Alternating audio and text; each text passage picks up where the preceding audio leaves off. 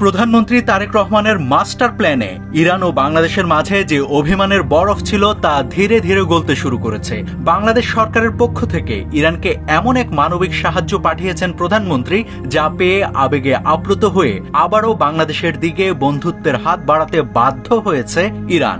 যুদ্ধবাজ মার্কিনিরা ইরানে অতর্কিত হামলা চালালেও কূটনৈতিক নানান বিষয় মাথায় রেখে বাংলাদেশ সরকার সে সময়ে আমেরিকার বিরুদ্ধে কোনো কড়া বিবৃতি দিতে পারেনি, আর তাতেই ভীষণ কষ্ট পেয়েছিল ইরান। ফলে তারা বাংলাদেশি কোনো জাহাজকে হরমুজ প্রণালী পার হতে দিচ্ছিল না। তবে ইরানের সেই অভিমান শেষ হতে চলছে।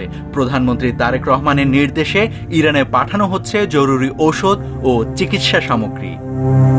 চলমান যুদ্ধে আহত ইরানের জনগণের চিকিৎসার জন্য জরুরি ঔষধ এবং নানান সামগ্রী ইতিমধ্যে ঢাকায় অবস্থিত ইরানের রাষ্ট্রদূত জলিল রাহিমি জাহানাবাদীর কাছে হস্তান্তর করা হয়েছে।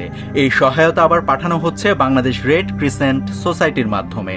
এই সমস্ত সামগ্রী কিনতে গত 6 এপ্রিল বাংলাদেশ রেড ক্রিসেন্ট সোসাইটিকে 1 কোটি টাকা অনুদান দিয়েছিলেন তারেক রহমান। ইরানের রাষ্ট্রদূত জলিল রাহিমি জাহানাবাদী এই মানবিক সাহায্যের জন্য বিশেষভাবে ধন্যবাদ জ্ঞাপন করেছেন প্রধানমন্ত্রীর প্রতি।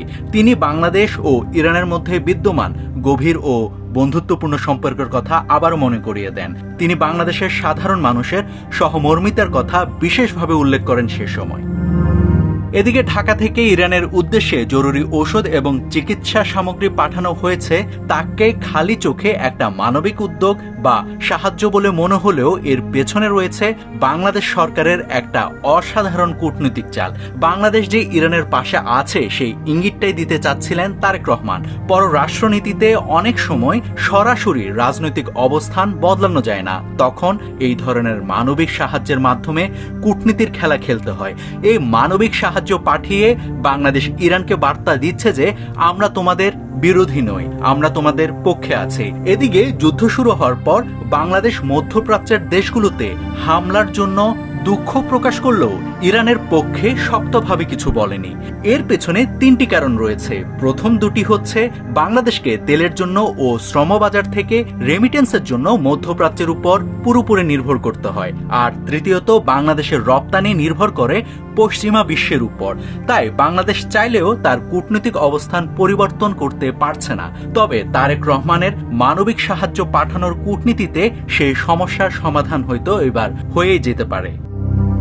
ইরান ও যুক্তরাষ্ট্রের মধ্যকার যুদ্ধের প্রভাব সরাসরি পড়েছে হরমুজে।